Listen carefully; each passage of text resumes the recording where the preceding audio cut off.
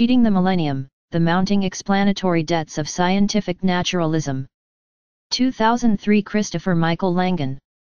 Introduction, Thesis plus Antithesis equals Synthesis. In agreeing to write this essay, I have promised to explain why I find Darwinism unconvincing. In order to keep this promise, I will be compelled to acknowledge the apparently paradoxical fact that I find it convincing as well. I find it convincing because it is in certain respects correct, and in fact tautologically so in the logical sense. I find it unconvincing because it is based on a weak and superficial understanding of causality and is therefore incomplete. Explaining why this is so will require a rather deep investigation of the nature of causality. It will also require not only that a direction of progress be indicated, but that a new synthesis embracing the seemingly antithetical notions of teleology and natural selection be outlined. But first, some essential background. It would be hard to imagine philosophical issues bearing more strongly on the human condition than the nature of life and the meaning of human existence, and it would be hard to imagine a scientific issue bearing more strongly on the nature and meaning of life than biological origins. Our view of evolutionary biology, whatever it happens to be at any particular juncture, tells us much of what we believe about who and what we are and why we are here, unavoidably affecting how we view, and ultimately, treat, ourselves and each other. Unfortunately, the prevailing theory of biological origins seems to be telling us that at least one of these questions, why are we here, is meaningless, or at least this is the message that many of us, whether or not we are directly aware of it, seem to have received. As a result, the brightest hope of the new millennium, that we would see the dawn of a new enlightenment in which the meaning of it all would at last be revealed, already seems to have gone the way of an extravagant campaign promise at an inauguration ceremony. The field of evolutionary biology is currently dominated by Neo-Darwinism, a troubled marriage of convenience between post-Mendelian genetics and natural selection, a concept propounded by the naturalist Charles Darwin in his influential treatise on the origin of species. It has often been noted that the field and the theory appear to be inseparable. In many respects, it seems that evolutionary biology and Darwinism originated and evolved together, leading some to conclude that the field properly contains nothing that is not already accommodated by the theory. Those attempting to justify this view frequently assert that the limitations of the theory are just the general limitations imposed on all scientific theories by standard scientific methodology, and that to exceed the expressive limitations of the theory is thus to transgress the boundaries of science. Others have noted that this seems to assume a prior justification of scientific methodology that does not in fact exist. Merely that it works for certain purposes does not imply that it is optimal, particularly when it is evidently useless for others, and that in any case, the putative falsifiability of Neo-Darwinism distinguishes it from any definition of science according to which the truth or falsity of such theories can be scientifically determined. Nevertheless, Neo-Darwinism continues to claim exclusive dominion over the science of evolutionary biology. Until the latter part of the 18th century, the story was quite different. People tended to regard the matter of biological origins in a religious light. The universe was widely considered to have been freely and purposively designed and created by God as described in the book of Genesis, and divine purpose was thought to be immanent in nature and open to observation and study. This doctrine, called teleology, drew rational support from traditional theological arguments from design, holding that nature could only have been designed and created by a supreme intelligence. But teleology began to wane with the rise of British empiricism, and by the time Darwin published his theory in 1859, the winds of change were howling his anthem.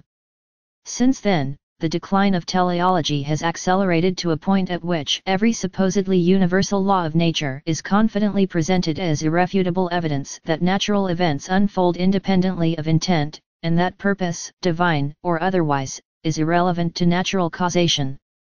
The concept of teleology remains alive nonetheless, having recently been granted a scientific reprieve in the form of intelligent design theory. ID theory holds that the complexity of biological systems implies the involvement of empirically detectable intelligent causes in nature.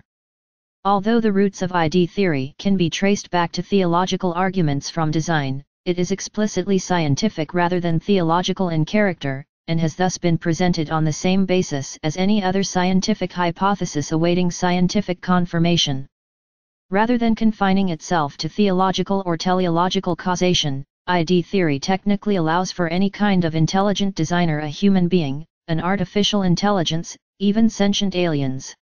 This reflects the idea that intelligence is a generic quality which leaves a signature identifiable by techniques already heavily employed in such fields as cryptography, anthropology, forensics, and computer science. It remains only to note that, while explaining the inherent complexity of such a material designer would launch an explanatory regress that could end only with some sort of prime mover, thus coming down to something very much like teleology after all, ID theory has thus far committed itself only to design inference. That is, it currently proposes only to explain complex biological phenomena in terms of design, not to explain the designer itself. With regard to deeper levels of explanation, the field remains open. Because Neo-Darwinism is held forth as a synthesis of Darwinian natural selection and post-Mendelian genetics, it is sometimes referred to as the modern synthesis.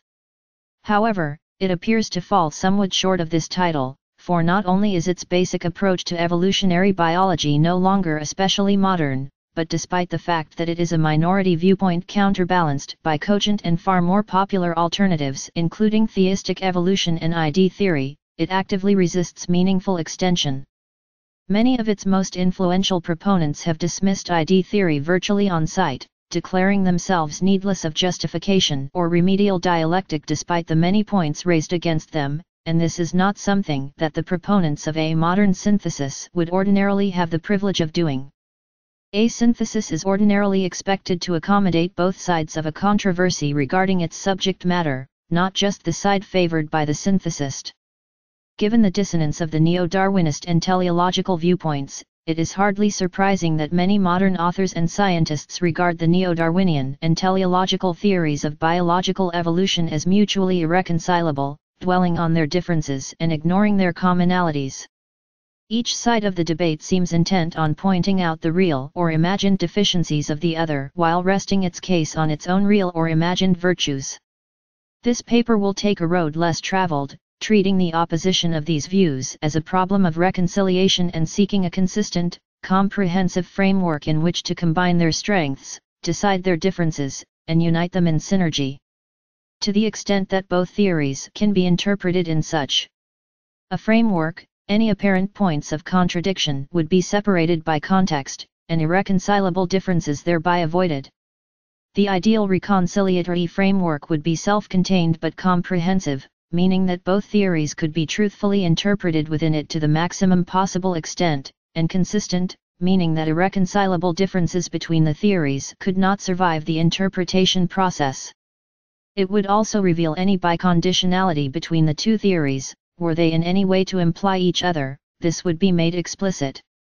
For example, were a logical extension of neo-Darwinism to somehow yield idea-related concepts such as teleological agency and teleological causation, these would be seen to emerge from neo-Darwinist premises. Conversely, were idea-theoretic concepts to yield ingredients of neo-Darwinism, this too would be explicated. In any case, the result would wear the title of synthesis far more credibly than neo-Darwinism alone. Two theories of biological causality. In order to talk about origins and evolution, one must talk about causality, and because causality is a function of the system called nature, one must talk about nature. Theories of biological origins and evolution like neo-Darwinism and ID theory are both theories of causality restricted to the context of biological origins and evolution, and because causality is a function of nature, each points toward an underlying theory of nature incorporating an appropriate treatment of causality. That is, biological origins and evolution, being for scientific purposes instances of causation or the outcomes of causal processes, require definitions, theories, and models of nature and causality. But these definitions, theories, and models involve deeper and more complex criteria than meet the casual eye, and even to experts in science and philosophy, it is not entirely obvious how to satisfy them. This is why causality remains a controversial subject. A cause is something that brings about an effect or result, and causality is the quality or agency relating cause and effect. Because there are different requirements for bringing about an event or situation, there are different kinds of causation. In common usage, a cause may be an event which causes another event, the reason or rationale for an event, an agent or the motive thereof, the means by which an event transpires, supporting conditions for an event, or in fact anything satisfying any logical or physical requirement of a resultant effect. Because causal relationships would seem to exist in a causal medium providing some sort of basic connection between cause and effect, the study of causation has typically focused on the medium and its connectivity, i.e., on the fabric of nature. The kinds of causation that are required in order to explain natural changes or events were enumerated by Aristotle in the 4th century BC. He posed 4 questions involving 4 types of causes. 1. What is changed to make the entity, of what is it composed? 2. What makes the entity change, and how? 3. What is the shape or pattern assumed by the entity as it changes? 4. What is the goal toward which the change of the entity is directed? He respectively defined the answers to these questions as the material cause, the efficient cause, the formal cause, and the final cause.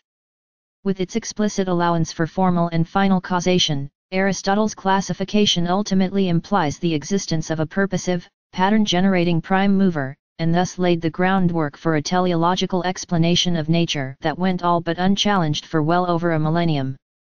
But when the Age of Reason, circa 1650 to 1800, had finished taking its toll on traditional scholastic doctrines largely based on Aristotelian insight, only material and efficient causes retained a place in scientific reasoning, and in the hands of philosophers like Hume and Kant, even these modes of causation were laid open to doubt.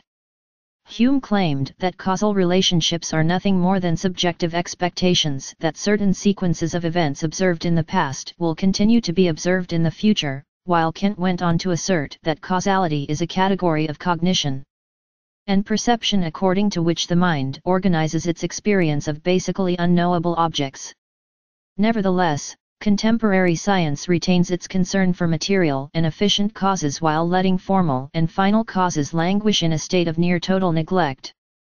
Distilled to a single sentence, the prevailing scientific view of nature and causality is roughly this: nature is associated with a space, generalizable to a space-time manifold, permeated by fields under the causal influence of which objects move and interact in space and time according to logico-arithmetical laws of nature. Despite its simplicity, this is a versatile causal framework with the power to express much of our scientific knowledge.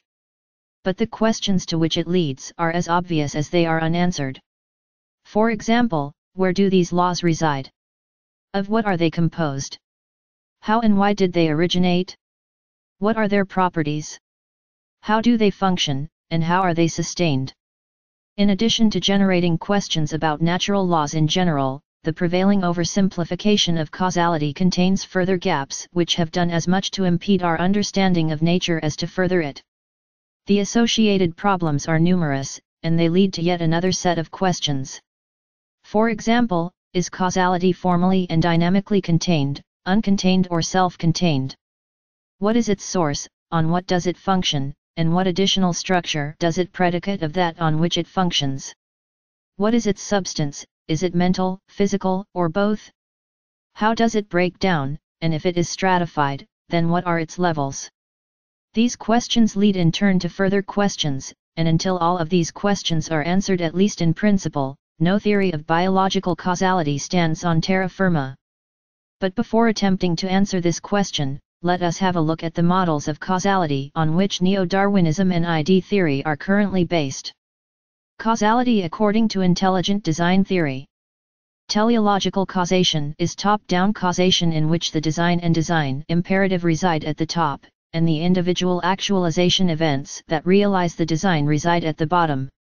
The model universe required for teleological causality must therefore incorporate 1. A source and means of design, i.e. a designer or designing agency, 2. A design stage in which designs are generated and/or selected, 3. An actualization stage in which designs become physically real from the viewpoints of physical observers, and 4. A means or mechanism for passing from the design stage to the actualization stage. If such a model universe permits these observers to empirically detect interesting instantiations of teleology, so much the better. Particular teleological model universes that have been proposed include any number of celestial hierarchies and heavenly bureaucracies with God at the top giving the orders, angels of various ranks serving on intermediate levels as messengers and functionaries, and humans at or near the bottom, the Aristotelian Universe, incorporating formal and final causation and embodying the telos of a prime mover, teleologically front-loaded mechanistic universes in which causation resembles clockwork that has been set in autonomous motion by a purposive, mechanically talented designer, and the panentheistic universe explicated by, among others, Alfred North Whitehead, in which the teleological will of the designer is immanent in nature because in some sense, nature is properly contained within the designer. Although each has its strengths, these and other well-known teleological models are inadequate as formulated, failing to support various logical implications of requirements 1 to 4. The model universe of ID theory, which can be regarded as a generalization of traditional teleological design theory with respect to causal agency, has essentially the same requirements. However, it also contains certain novel ingredients including a focus on intelligence, an emphasis on mathematical and information theoretic concepts, and two novel ingredients called irreducible complexity and specified complexity. Irreducible complexity, which is intended to describe biological systems and subsystems unlikely to have been produced by gradual, piece-by-piece, evolution, is by definition a property of any integrated, functional system from which the removal of any one or more core components critically impairs its original function. Although proposed examples have drawn fire, such examples include the bacterial flagellum, the human eye, the blood-clotting cascade, and even the conventional spring-loaded mousetrap. The concept has a valid basis with roots in logic, graph theory, and other branches of mathematics and engineering.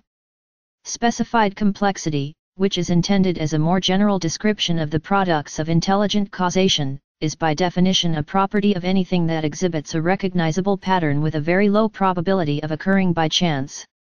Whereas irreducible complexity is based on the sheer improbability of complex functionally coherent systems, specified complexity adds an intelligence, rational pattern generation and recognition, criterion that lets functional complexity be generalized to a pattern-based form of complexity better suited to probabilistic and information theoretic analysis.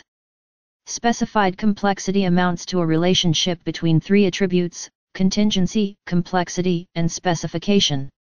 Contingency corresponds to freedom and variety, as when there are many distinct possibilities that may be selectively actualized. Complexity corresponds to improbability, and specification corresponds to the existence of a meaningful pattern which, in conjunction with the other two attributes in sufficient measure, indicates an application of intelligence.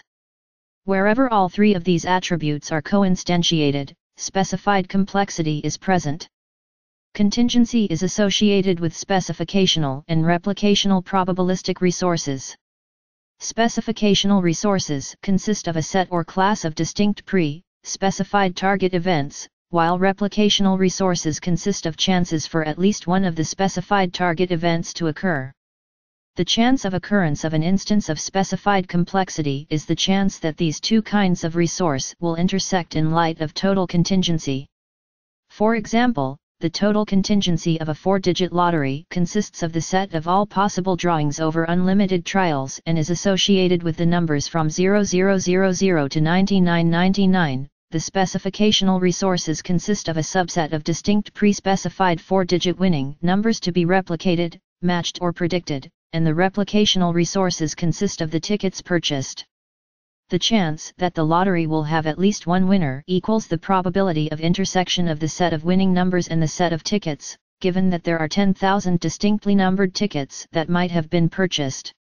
More topically, the total contingency of a particular evolutionary context consists of all possible, productive or dead-end, lines of evolution that might occur therein. The specificational resources consist of instances of specified complexity or intelligent design, and the replicational resources consist of all possible lines of evolution which can occur within some set of practical constraints imposed on the context, for example time or space constraints tending to limit replication.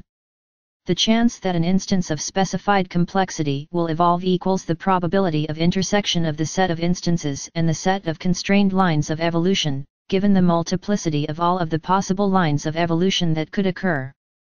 Where this probability is extremely low, some form of intelligent design is indicated.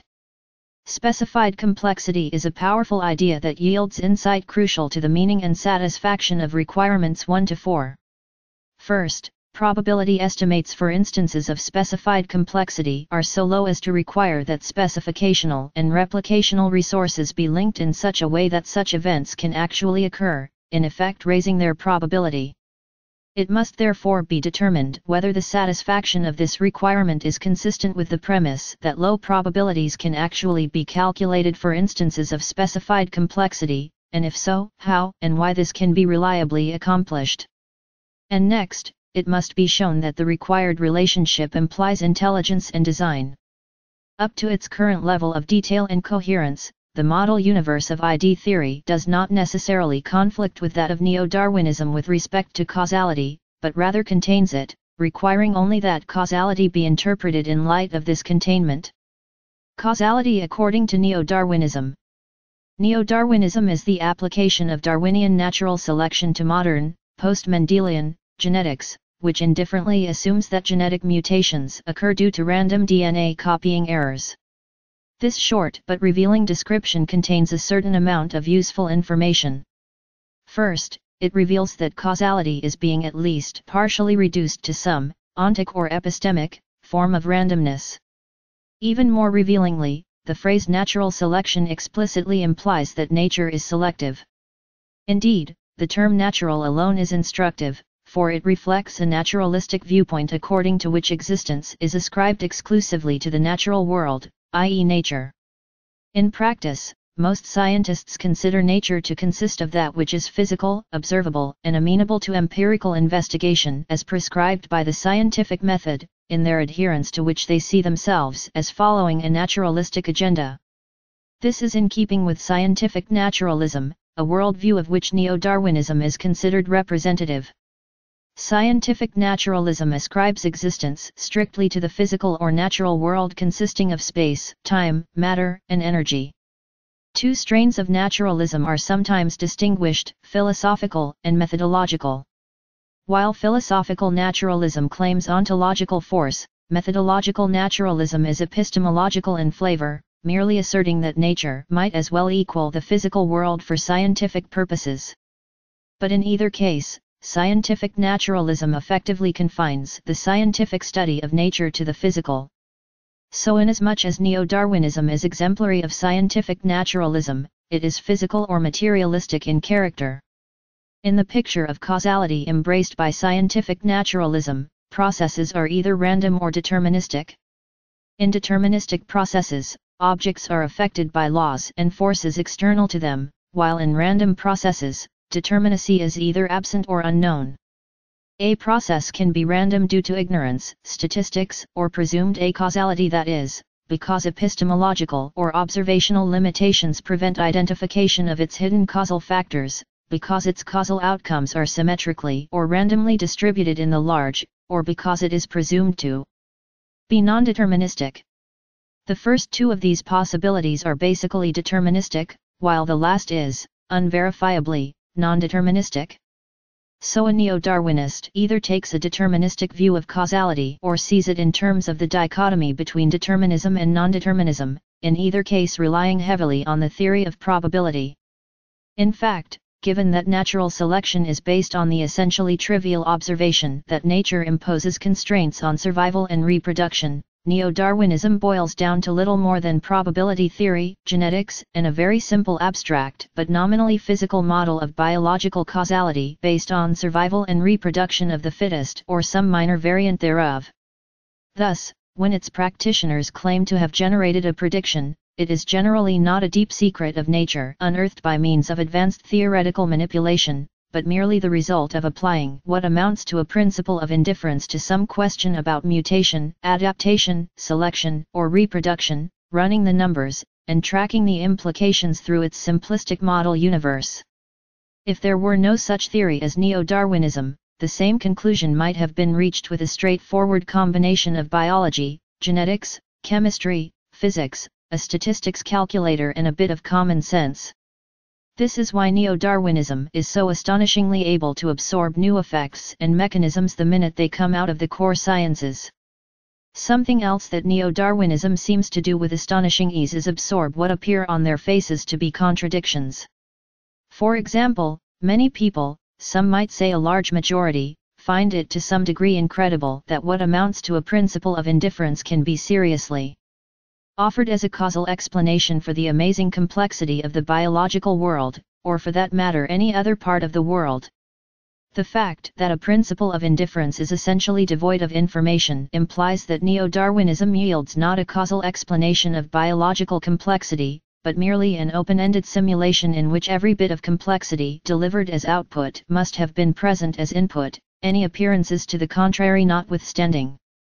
This implies that Neo-Darwinism per se, as distinguished from the core sciences from which it routinely borrows, adds precisely nothing to our knowledge of biological complexity or its source. In order to deal with this seemingly inescapable problem, the proponents of Neo-Darwinism have eagerly adopted the two hottest slogans in the theory of complex systems: self-organization and emergence. Self-organization is a spontaneous, extrinsically unguided process by which a system develops an organized structure, while emergence refers to those global properties, functions, processes, of composite hierarchical systems that cannot be reduced to the properties of their component subsystems, the properties in which they are more than the sums of their parts. But the fact that these terms have been superficially defined does not imply that they have been adequately explained. Actually, they remain as much of a mystery in complexity theory as they are in biology, and can do nothing for Neo-Darwinism but spin the pointer toward another hapless and equally helpless field of inquiry. Because scientific naturalism denies that existence of any kind is possessed by anything of a supernatural or metaphysical character, including a designing intelligence, the definitions, theories, and models of nature and causality on which it implicitly relies must be physical, at least in name. However, as we have already noted and will shortly explain in detail, what currently passes for an understanding of causality in the physical sciences leaves much to be desired. In particular, since the kind of causality treated in the physical sciences is ontologically and functionally dependent on the origin and evolution of the cosmos, scientific naturalists trying to answer questions about causality are obliged to consider all stages of causation and generation all the way back to the cosmic origin, constantly testing their answers to see if they continue to make sense when reformulated in more fundamental terms. Unfortunately, this obligation is not being met. One reason is the reluctance of those who most need an understanding of causality to admit the extent of their ignorance. Another is the seeming intractability of certain problems associated with the causality concept itself. A deeper look at causality, the connectivity problem. Because causal relationships would seem to exist in a causal medium providing some sort of basic connection between cause and effect, the study of causation has typically focused on the medium and its connectivity, i.e., on the fabric of nature. How does this fabric permit different objects to interact, given that to interact is to intersect in the same events governed by the same laws and thus to possess a degree of sameness? How can multiple objects each simultaneously exhibit two opposite properties, sameness and difference, with respect to each other? Equivalently, on what underlying form of connectivity is causality defined? When one asserts that one event causes another, what more general connection does this imply between the events? If there is no more general connection than the causal connection itself, then causality is underivable from any logically prior condition. It is something that happens ex nihilo, the sudden synthesis of a connection out of nothing. As Hume maintained, causal relationships are mere accidental correlations of subjectively associated events. But it can't be quite that simple. In fact, Hume's characterization of causality as mere random correlation presupposes the existence of a correlating agent who recognizes and unifies causal correlations through experience, and the abstractive, experiential coherence or consciousness of this correlation-inducing agent constitutes a prior connective medium. So in this case, explaining causality requires that the subjective medium of experience, complete with its correlative laws of causality, be related to the objective world of real events. Unfortunately, Hume's thesis includes a denial that any such objective world exists. In Hume's view, Experience is all there is. And although Kant subsequently registered his qualified disagreement, asserting that there is indeed an objective outside world, he pronounced it unknowable, relegating causality to the status of a category of perception. This, of course, perpetuated the idea of causal subjectivity by continuing to presuppose the existence of an a priori subjective medium. How can the nature of subjective causality be understood? As Kant observed, perception and cognition are mutually necessary, concepts without percepts are empty, and percepts without concepts are blind. It must therefore be asked to what extent perceptual reality might be an outward projection of cognitive processes, and natural processes the mirror images of mental processes. This leads to another problem, that of mind-matter dualism. The dualism problem. The Kantian distinction between phenomenal and noumenal reality, respectively defined as those parts of reality which are dependent on and independent of perception, mirrors a prior philosophical viewpoint known as Cartesian mind-matter dualism. Associated with René Descartes, the polymath mercenary who laid the groundwork for analytic geometry by helping to develop the concept of coordinate spaces, this is a form of substance dualism which asserts that reality consists of two immiscible substances, mind and matter. Cartesian dualism characterizes a certain influential approach to the problem of mental causation. How does the mind influence the physical body? Cartesian dualism leads to a problem associated with the connectivity problem we have just discussed. If reality consists of two different substances, then what connects these substances in one unified reality? What is the medium which sustains their respective existences and the putative difference relationship between them? One possible, wrong, answer is that their relationship is merely abstract, and therefore irrelevant to material reality and devoid of material influence. Another is that like the physical epiphenomenon of mind itself, it is essentially physical.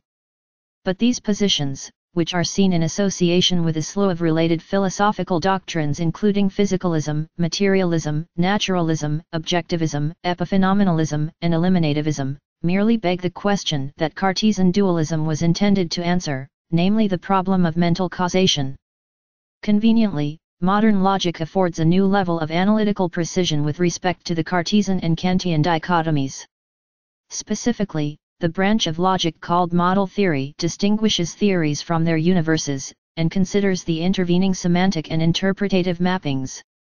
Calling a theory an object language and its universe of discourse an object universe, it combines them in a meta-object domain consisting of the correspondences among their respective components and systems of components, and calls the theory or language in which this meta-object domain is analyzed a meta-language. In like manner, the relationship between the meta-language and the meta-object domain can be analyzed in a higher-level meta-language, and so on.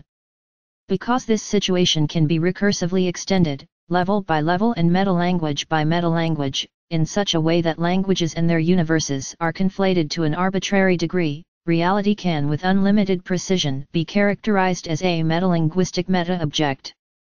In this setting, the philosophical dichotomies in question take on a distinctly mathematical hue. Because theories are abstract, subjectively formed mental constructs, the mental, subjective side of reality can now be associated with the object language and meta-language, S, while the physical, objective side of reality can be associated with the object universe and meta-universe, S, i.e. the meta-object domain, S. It takes very little effort to see that the mental/subjective and physical/objective sides of reality are now combined in the meta-objects, and that Cartesian and Kantian substance dualism have now been transformed to property dualism or dual, aspect monism. That is, we are now talking, in mathematically precise terms, about a universal substance of which mind and matter, the abstract and the concrete, the cognitive perceptual and the physical, are mere properties or aspects. Translating this into the scientific status quo is not difficult. Science regards causality as objective, taking its cues from observation while ignoring certain philosophical problems involving the nature of objectivity. But science also depends on theoretical reasoning, and this involves abstract analogues of causality to which science is equally indebted.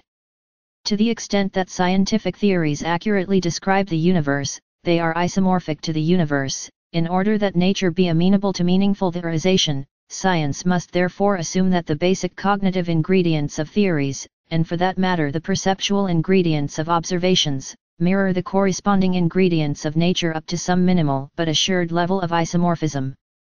Consistent theories of science thus require that physical and abstract causation be brought into basic correspondence as mandated by this necessity. Abstract analogues of physical causation are already well understood.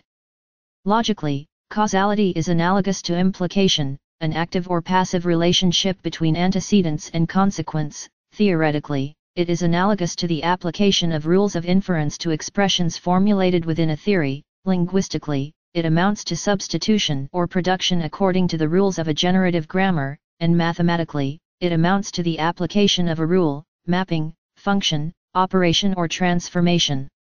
In every case, the analog is some form of recursive or iterative morphism to which a non-logical interpretation may be attached. The object is therefore to understand physical reality in terms of such operations defined on an appropriate form of dual-aspect monism. This leads directly to the structure problem. The structure problem. A description or explanation of causality can only be formulated with respect to a particular model universe in which space, time, and matter are defined and related to each other in such a way as to support the description. This relationship must account for the laws of nature and their role in natural processes. A little reflection should reveal that both Neo-Darwinism and ID theory, as well as all other scientific theories, are currently deficient in this regard. At best, scientists have a very limited idea where the laws of nature reside, how they came to be, and how they work, and due to the limitations of their empirical methodology, they have no means of clarification. We have already encountered Aristotle's four modes of causation: material, efficient, formal and final. These follow no special prescription, but are merely generic answers to questions about certain features of Aristotle's mental representation of nature, his model universe. There are as many additional modes of causation as there are meaningful questions regarding the structure and dynamics of a given model universe. For example, in addition to Aristotle's questions of what, who, and how, what and why, we could also ask where, positional causation, when, order or timing of causation, by virtue of what, facilitative causation, and so forth. Thus, we could say that something happened because it was positioned in a medium containing its material cause and supporting its efficient cause, because the time was right or certain prerequisites were in place, because certain conditions were present or certain tools were available, etc. On what kinds of model universe can a causality function be defined? Among the mathematical structures which science has long favored are coordinate spaces and differentiable manifolds. In differentiable coordinate spaces, laws of physics formulated as algebraic or differential equations may conveniently define smooth geometric curves which faithfully represent, for example, the trajectories of physical objects in motion. A model universe based on these constructs supports certain causal relationships to an impressive level of accuracy. However, it fails with respect to others, particularly those involving discrete or non-local changes or requiring high levels of coherence. In particular, it is incapable of modeling certain generative processes, including any generative process that might have led to its own existence, and beyond a certain point, its continuity attribute has eluded a completely satisfactory explanation. These and other difficulties have prompted some theorists to suggest model universes based on other kinds of mathematical structure. These include a new class of models to which the concepts of information and computation are essential. Called discrete models, they depict reality in terms of bits, quanta, quantum events, computational operations, and other discrete, recursively related units. Whereas continuum models are based on the notion of a continuum, a unified extensible whole that can be subdivided in such a way that any two distinct points are separated by an infinite number of intermediate points. Discrete models reflect the fact that it is impossible to describe or define a change or separation in any way that does not involve a sudden finite jump in some parameter. Discrete models reflect the rising investment of the physical sciences in a quantum theoretic view of reality, and the increasing dependence of science on computer simulation as an experimental tool. Discrete models have the advantage that they can more easily incorporate modern cybernetic concepts, including information, computation, and feedback, which conduce to an understanding of reality as a control and communication system. In the context of such models, informational and computational reductionism is now pursued with a degree of enthusiasm formerly reserved for attempts to reduce the universe to matter and energy. However, certain difficulties persist. Discrete models remain dualistic, and they still cannot explain their own origins and existences. Non-locality is still a problem for them, as are the general relativistic space-time deformations so easily formulated in continuum models. Because they allow the existence of discrete gaps between events, they tend to lack adequate connectivity. And in the shadow of these deficiencies, they can illuminate the interrelationship of space, time, and object no more successfully than their continuum counterparts. The unregenerate dualism of most discrete models demands particular attention. As we reasoned above, solving the problem of dualism requires that the mental and physical aspects of reality be brought into coincidence. Insofar as information and computation are essentially formal and abstract, reducing the material aspects of nature to information and computation should bring the concrete and the abstract, the material and the mental, into perfect coincidence. But because most discrete models treat information and computation as objective entities, tacitly incorporating the assumption that bits and computations are on the same ontological footing as particles and collisions, their mental dimension is overlooked. Because making no explicit provision for mind amounts to leaving it out of the mix, mind and matter remain separate, and dualism persists. Is there another alternative? The model-theoretic perspective, which simultaneously juxtaposes and conflates subjective languages and their objective universes, suggests that reality embodies an ontic nomothetic medium with abstract and physical aspects that are respectively related as syntax is related to language. For example, because scientific observation and theorization must be consistent, and logic is the backbone of consistency, the syntax of every scientific theory must incorporate logic. In the case of a geometric theory of physical reality like classical mechanics or relativity theory, this amounts, by model-theoretic implication, to the requirement that logic and geometry literally coincide.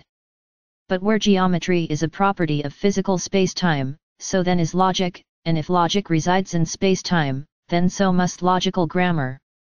This leads to the requirement that physical dynamics be objectively reconciled with the formal grammar of logic and logic-based theories, ultimately including abstract causality in its entirety. Obviously, conventional continuum and discrete models of reality fail to meet this requirement. As far as they and those who embrace them are concerned, the physical world is simply not answerable to any theory whatsoever, even logic. According to the standard empirical doctrine of science, we may observe reality but never impose our conceptions upon it, and this means that theory, even a theory as necessary to cognition and perception as logic, is always the beggar and never the master at the scientific table.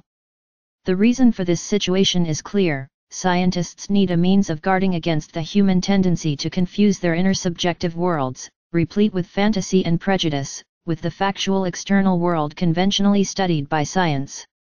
But there is a very clear difference between logic on one hand, and fantasy and prejudice on the other. While science never needs the latter, it always needs the former. By excluding logic from nature, mainstream science has nothing to gain and everything to lose. In not attributing its own most basic requirements to its subject matter, it is cheating itself in a crucial way. Whether or not a theory which fails to predicate on its universe the wherewithal of its own validity turns out to be valid, it can be neither more nor less so for its false and subtly pretentious humility. On the other hand, failing to attribute these requirements to its universe when its universe in fact exhibits them, and when its universe would in fact be unintelligible without them, can ultimately cost it every bit of truth that it might otherwise have had, particularly if its methodology is inadequate to identify the problem and mandate a remedy. Because they fail to provide definitive answers for questions about causality, conventional continuum and discrete models of reality devolve to acausality or infinite causal regression. No matter what causal explanations they seem to offer, one of two things is implied: 1, a cause prior to that which is cited in the explanation, or 2, random, spontaneous, a causal emergence from the void, no explanation supposedly required. Given the seeming absence of alternatives to determinism or randomness, or extrinsic and null causation, how are meaningful causal explanations to be completed? The containment problem. A certain philosophically controversial hypothesis about causality presently rules the scientific world by fiat. It asserts that physical reality is closed under causal regression. No physical event has a cause outside the physical domain. That is, if a physical event has a cause, then it has a physical cause. Obviously, the meaning of this principle is strongly dependent on the definition of physical, which is not as cut and dried as one might suppose. It also contradicts the obvious fact that causality is an abstraction, at best indirectly observable through its effects on matter, which functions independently of any specific item of material content. How, then, does this principle manage to maintain its hold on science? The answer: false parsimony and explanatory debt. Concisely, false parsimony is when a theory achieves deceptive simplicity in its native context by sweeping its unpaid explanatory debts, explanatory deficiencies, into unkempt piles located in or between other areas of science. It is an ill-kept secret that the scientific community, far from being one big happy family of smoothly connected neighborhoods, consists of isolated, highly specialized enclaves that often tend toward mutual ignorance and xenophobia. Under these circumstances, it is only natural to expect that when caught between an observational rock and a theoretical hard place, some of these enclaves will take advantage of the situation and pass the explanatory buck, neither knowing nor caring when or where it comes to rest as long as the maneuver takes some of the heat off them and frees them to conduct business as usual. While the explanatory buck passing is almost never productive, this can be conveniently hidden in the deep, dark cracks and crevices between disciplines. As a result, many pressing explanatory obligations have been successfully exiled to interdisciplinary limbo, an intellectual dead zone from which they cannot threaten the dominance of the physical causal closure thesis. However, this ploy does not always work. Due to the long-standing scientific trend toward physical reductionism, the buck often gets passed to physics, and because physics is widely considered more fundamental than any other scientific discipline, it has a hard time deferring explanatory debts mailed directly to its address. Some of the explanatory debts for which physics is holding the bag are labeled causality, and some of these bags were sent to the physics department from the evolutionary biology department. These debt-filled bags were sent because the evolutionary biology department lacked the explanatory resources to pay them for itself. Unfortunately, physics can't pay them either. The reason that physics cannot pay explanatory debts generated by various causal hypotheses is that it does not itself possess an adequate understanding of causality. This is evident from the fact that in physics, events are assumed to be either deterministic or non-deterministic in origin. Given an object, event, set or process, it is usually assumed to have come about in one of just two possible ways: either it was brought about by something prior and external to it, or it sprang forth spontaneously as if by magic. The prevalence of this dichotomy, determinacy versus randomness, amounts to an unspoken scientific axiom asserting that everything in the universe is ultimately either a function of causes external to the determined entity, up to and including the universe itself, or no function of anything whatsoever. In the former case there is a known or unknown explanation, albeit external; in the latter case, there is no explanation at all. In neither case can the universe be regarded as causally self-contained. To a person unused to questioning this dichotomy, there may seem to be no middle ground. It may indeed seem that where events are not actively and connectively produced according to laws of nature, there is nothing to connect them, and thus that their distribution can only be random, patternless, and meaningless. But there is another possibility after all: self-determinacy. Self-determinacy involves a higher-order generative process that yields not only the physical states of entities, but the entities themselves, the abstract laws that govern them, and the entire system which contains and coherently relates them. Self-determinism is the causal dynamic of any system that generates its own components and properties independently of prior laws or external structures. Because self-determinacy involves nothing of a pre-existing or external nature, it is the only type of causal relationship suitable for a causally self-contained system. In a self-deterministic system, causal regression leads to a completely intrinsic self-generative process. In any system that is not ultimately self-deterministic, including any system that is either random or deterministic in the standard extrinsic sense, causal regression terminates at null causality or does not terminate. In either of the latter two cases, science can fully explain nothing. In the absence of a final cause, even material and efficient causes are subject to causal regression toward ever more basic, prior and embedding, substances and processes, or if random in origin, toward primitive acausality. So given that explanation is largely what science is all about, science would seem to have no choice but to treat the universe as a self-deterministic, causally self-contained system. And thus do questions about evolution become questions about the self-generation of causally self-contained, self-emergent systems. In particular, how and why does such a system self-generate? The utility, selection, problem. As we have just noted, deterministic causality transforms the states of pre-existing objects according to pre-existing laws associated with an external medium. Where this involves or produces feedback, the feedback is of the conventional cybernetic variety. It transports information through the medium from one location to another and then back again, with transformations at each end of the loop. But where objects, laws, and media do not yet exist, this kind of feedback is not yet possible. Accordingly, causality must be reformulated so that it can not only transform the states of natural systems, but account for self-deterministic relationships between states and laws of nature. In short, causality must become metacausality. Self-determination involves a generalized atemporal kind of feedback between physical states and the abstract laws that govern them. Whereas ordinary cybernetic feedback consists of information passed back and forth among controllers and regulated entities through a pre-existing conductive or transmissive medium according to ambient sensory and actuative protocols, one may think of the Internet, with its closed informational loops and pre-existing material processing nodes and communication channels, as a ready example. Self-generative feedback must be ontological and telic rather than strictly physical in character. That is, it must be defined in such a way as to metatemporally bring the formal structure of cybernetics and its physical content into joint existence from a primitive, undifferentiated ontological ground state. To pursue our example, the Internet, beginning as a timeless self-potential, would have to self-actualize, in the process generating time and causality. But what is this ontological ground state, and what is a self-potential? For that matter, what are the means and goal of cosmic self-actualization? The ontological ground state may be somewhat simplistically characterized as a complete abeyance of binding ontological constraint, a sea of pure telic potential or unbound telesis.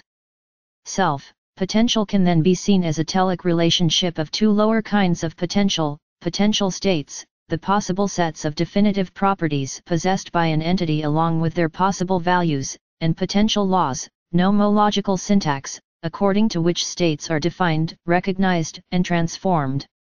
Thus, the ontological ground state can for most purposes be equated with all possible state syntax relationships or self-potentials, and the means of self-actualization is simply a telic, metacausal mode of recursion through which telic potentials are refined into specific state syntax configurations. The particulars of this process depend on the specific model universe, and in light of dual aspect monism, the real self-modeling universe, in which the telic potential is actualized.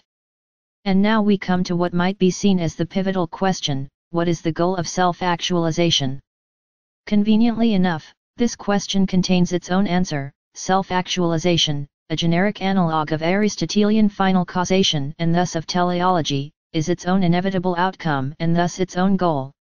Whatever its specific details may be, they are actualized by the universe alone, and this means that they are mere special instances of cosmic self-actualization.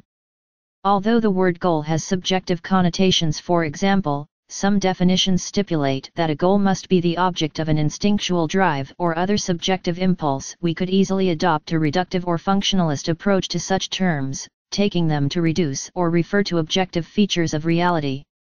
Similarly, if the term goal implies some measure of design or pre-formulation, then we could easily observe that natural selection does so as well, for nature has already largely determined what designs it will accept for survival and thereby render fit.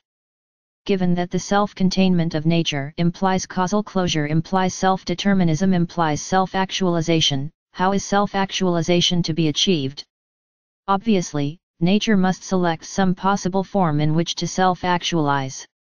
Since a self-contained, causally closed universe does not have the luxury of external guidance, it needs to generate an intrinsic self-selection criterion in order to do this.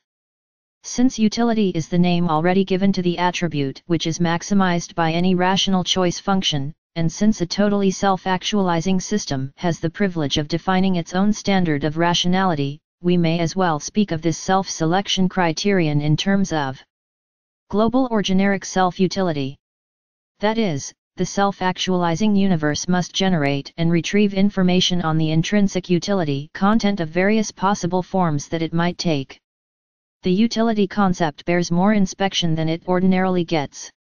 Utility often entails a subject-object distinction. For example, the utility of an apple in a pantry is biologically and psychologically generated by a more or less conscious subject of whom its existence is ostensibly independent, and it thus makes little sense to speak of its intrinsic utility.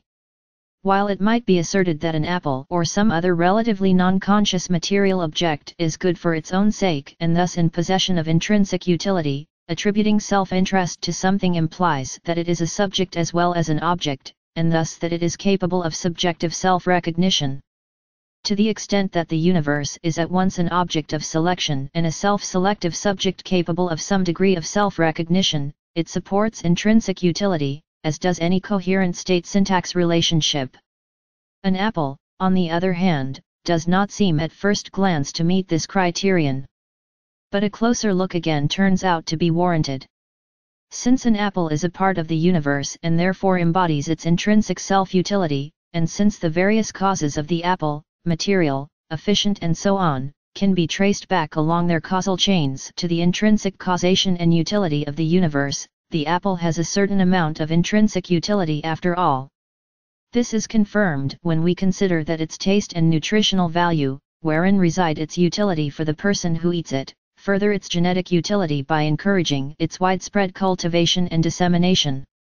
In fact, this line of reasoning can be extended beyond the biological realm to the world of inert objects, for in a sense, they too are naturally selected for existence.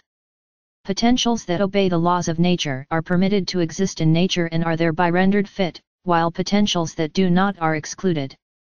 So it seems that in principle, natural selection determines the survival of not just actualities but potentials, and in either case it does so according to an intrinsic utility criterion ultimately based on global self-utility.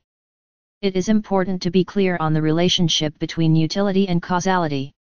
Utility is simply a generic selection criterion essential to the only cosmologically acceptable form of causality, namely self-determinism. The subjective gratification associated with positive utility in the biological and psychological realms is ultimately beside the point. No longer need natural processes be explained under suspicion of anthropomorphism, causal explanations need no longer implicitly refer to instinctive drives and subjective motivations.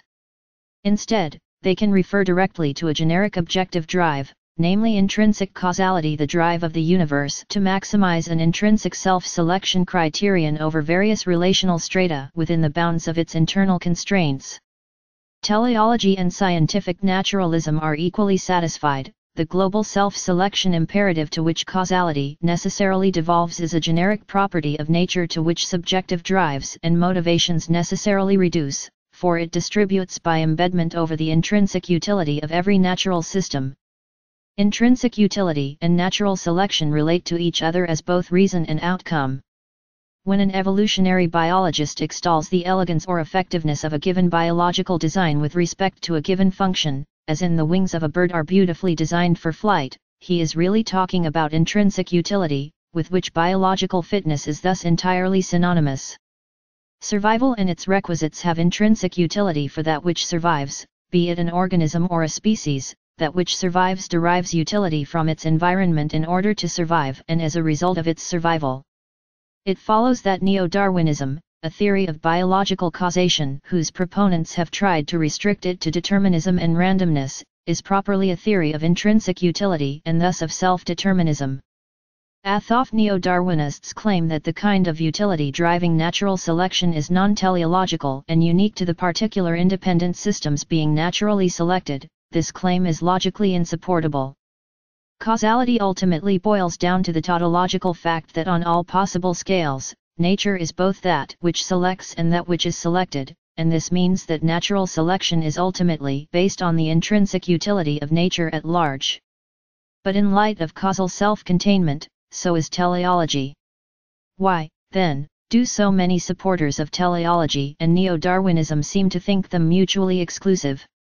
The stratification problem. It is frequently taken for granted that Neo-Darwinism and ID theory are mutually incompatible, and that if one is true, then the other must be false. But while this assessment may be accurate with regard to certain inessential propositions attached to the core theories like pork barrel writers on congressional bills, it is not so obvious with regard to the core theories themselves. In fact, these theories are dealing with different levels of causality. The scientific method says that experiments must be replicable, and this means that the same laws must govern the same kinds of events under the same conditions throughout nature.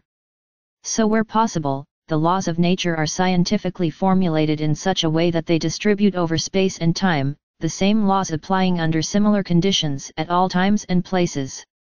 Science also requires that the laws of nature be formulated in such a way that the next state of an object depends only on its present state, including all of the forces impinging on it at the present moment, with no memory of prior states required. Little wonder that science enforces these two conditions with extreme prejudice wherever possible, for in principle, they guarantee its ability to predict the future of any physical system from a mere knowledge of its current state and the distributed laws of nature. Science imposes yet further constraints on causality. 1. The empirical discernibility criterion of the scientific method guarantees the recognizability of physical states by insisting that they be formulated in terms of first-order properties called observables that can be unambiguously measured in conjunction with physical objects. Another, which we have already encountered, is the locality principle, which says that there can be no non-local jumps from one point in a physical manifold to another non-adjacent point. This adds an adjacency or continuity constraint to the Laplacian ideal. The laws of nature must not only be formulated in such a way that the next state of an object depends only on its present state, but in such a way that successive states are near each other, i.e., so that smaller amounts of time and energy correspond to smaller distances. This proportionality of distance in effect permits the laws of causality to be consistently applied on the macroscopic and microscopic scales. Of all the preconceived restrictions and unnecessary demands imposed on causality by science, the least questioned is the requirement that the relationship between physical states and laws of nature be one way, with states depending on laws but not vice versa. Science regards the laws of nature as immutable, states as existing and transforming at their beck and call, and the directional dependency relationship between laws and states as something that has existed for all time. When the laws dictate that an event should happen, it happens. On the other hand, any event chancing to occur without their guidance is uncaused and totally random. This leads to the determinacy versus randomness dichotomy already discussed in connection with the containment and utility problems. Due to these criteria, what science calls a law of nature is typically an autonomous relationship of first-order properties of physical objects, and so for the laws of state transformation that govern causation. There can be little doubt that science has succeeded in identifying a useful set of such laws. Whether or not they suffice for a full description of nature and causality, and they do not, they are an important part of the total picture, and wherever possible, they should indeed be tracked down and exploited to their full descriptive and prescriptive potential. But at least one caveat is in order: they should be regarded as explaining only that which they can be empirically and/or rationally shown to explain. As with any other scientific assertion, they must be kept pure of any metaphysical prejudice tending to artificially inflate their scope or explanatory weight.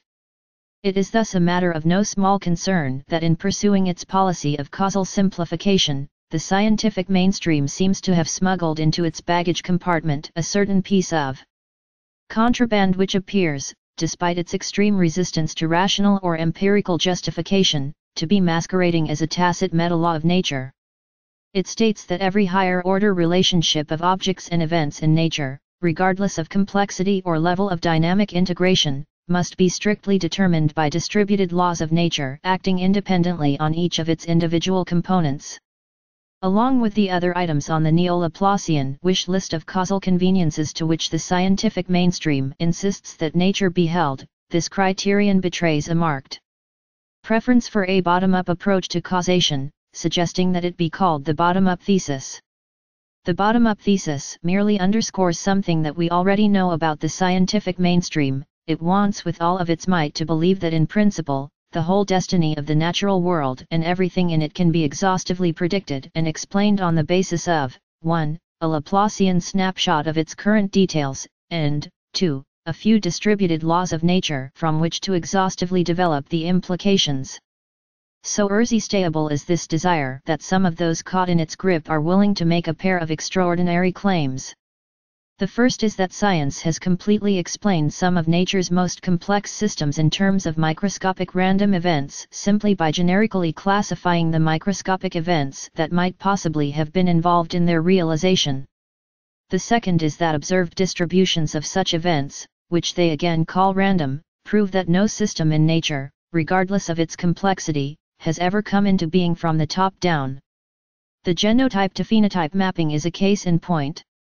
Many neo-Darwinists seem to have inferred that what happens near the endpoints of this mapping, the seemingly random mutation of genotypes and the brutal, deterministic competition among phenotypes, offers more insight regarding nature and causality than does the delicate, exquisitely complex ontogenic symphony performed by the mapping itself. In response to the observation that the theoretical emphasis has been lopsided, one hears that of course neo-Darwinists acknowledge the involvement of intermediate processes in the emergence of biological complexity from strings of DNA. For are not genes converted to proteins, which fold into functional forms and interact with other molecules to alter the timing of gene expression, which can lead to cytodifferentiation, pattern formation, morphogenesis, and so on, and is this whole self-organizational process not highly sensitive to developmental interactions with the environment? Unfortunately, where the acknowledged processes and interactions are still assumed to be microcausal and deterministic, the acknowledgement is meaningless. In fact, the higher-order structure and processing of complex biological systems has only been shoveled into an unkempt pile, sexily labeled emergent phenomena, and bulldozed across the interdisciplinary divide into complex systems theory. And thus begins a Ramos paper trail supposedly leading to the final owners of the explanatory debt, but instead looping, dead-ending or petering out in interdisciplinary limbo. The explanatory buck is thereby passed into oblivion, and the bottom-up thesis rolls like righteous thunder over any voice daring to question it. In fact, the top-down and bottom-up approaches to causality are not as antithetical as they might seem. In the bottom-up view of causality, states evolve according to laws of nature in a temporal direction preferred by the second law of thermodynamics, which holds under the assumption that physical states are governed by laws of nature independent of state. But this assumption can hold only up to a point, for while the prevailing model universe supports only bottom-up causation, the situation is dramatically reversed with respect to cosmology. Because cosmological causal regression terminates with an ancestral cosmic singularity representing the whole of nature while omitting all of its details, standard cosmology ultimately supports only a top-down approach. The natural affinity of the cosmos for top-down causation, the fact that it is itself an instance of top-down causation, effectively relegates bottom-up causation to secondary status, ruling out the bottom-up thesis and thus making room for a new model universe supporting and reconciling both approaches. It turns out that in a certain kind of model universe, the top-down and bottom-up approaches are to some degree mutually transparent. Two necessary features of such a model universe are, 1. Sufficient causal freedom to yield probabilistic resources in useful amounts, and, 2. Structural support for metacausal access to those resources.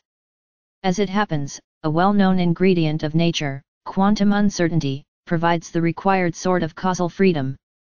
But while nature exhibits quantum uncertainty in abundance and can thus generate probabilistic resources at a certain respectable rate, the prevailing model universe supports neither metacausal relationships nor sufficient access to these resources.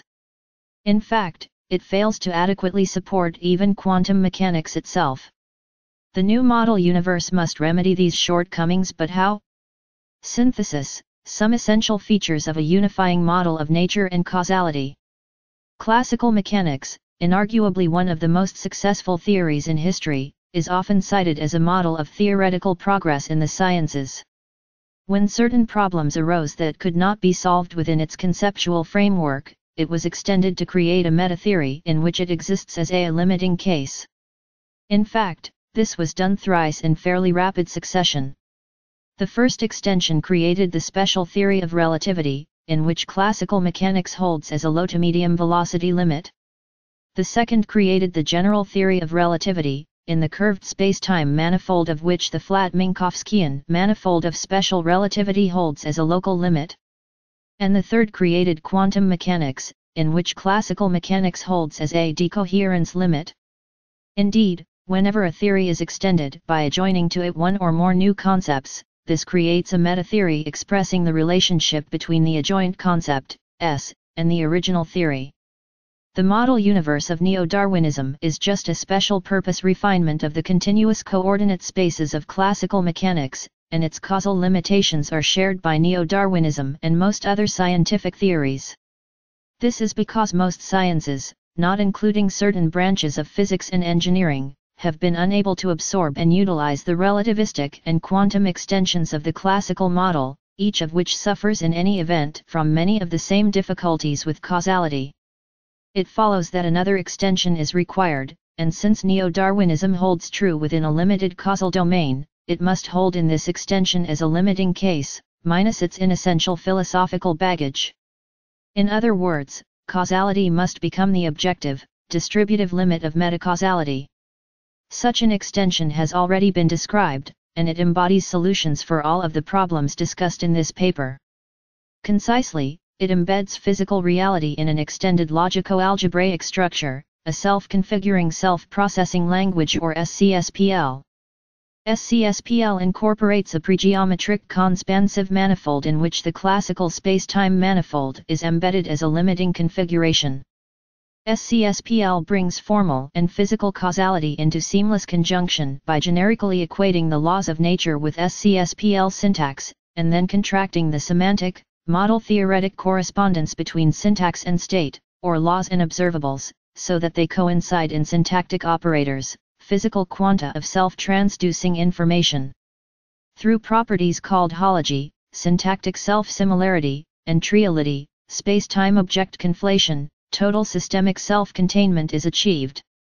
In particular, the system is self-deterministically closed under causation. SCSPL evolves by telic recursion, a higher-order process of which causality is the physical limit, as required. In standard causality, physical states evolve according to laws of nature. In telic recursion, syntax-state relationships evolve by maximization of intrinsic utility. The temporal phase of telic recursion is conspansion, a dual-aspect process coordinating formal/telic and physical modes of evolution. By virtue of conspansive duality, SCSPL simultaneously evolves like a metacausal, telic recursive, generative grammar and a physical dynamical system, at once implementing top-down and bottom-up causation. Conspansion involves an alternation between self-replication and self-selection, thus constituting a generalization of Darwinian evolution in which specificational and replicational probabilistic resources are rationally linked. In this way, neo-Darwinist and design-theoretic, bottom-up and top-down, modes of causality become recognizable as complementary aspects of a single comprehensive evolutionary process. From a formal standpoint, SCSPL has several unique and interesting features. Being based on logic, it identifies itself with the logical syntax of its perceptual universe on grounds of logical perceptual isomorphism. This eliminates the conventional model-theoretic distinction among theory-universe and theory-universe correspondence, contracting the problematic mapping between abstract and concrete reality on the syntactic, nomological, level. This brings the physical world into coincidence with its logical counterpart, affecting dual-aspect monism and putting logical attributes on the same explanatory footing as physical attributes.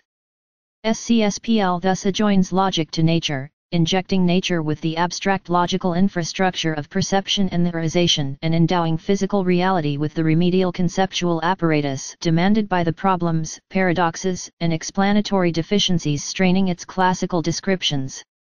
At the same time, it adjoins nature to logic in the form of perceptual categories and necessary high-level properties including closure, comprehensiveness, consistency, and teleonomological coherence, thus opening logical routes to physical insight. SCSPL offers yet further advantages. In defining nature to include logic and cognition, it relates physics and mathematics on a basic level, thus merging the rational foundations of mathematics with the perceptual foundations of physics and letting each provide crucial support for the other.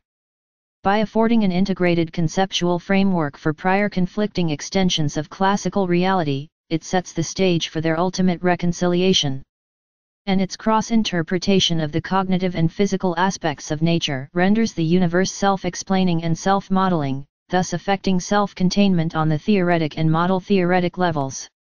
That is, SCSPL self-containment affects not just causal and generative closure, but closure under the inverse operations of explanation and interpretation, thus permitting nature to physically model and teleonomologically justify its own self-configurative determinations.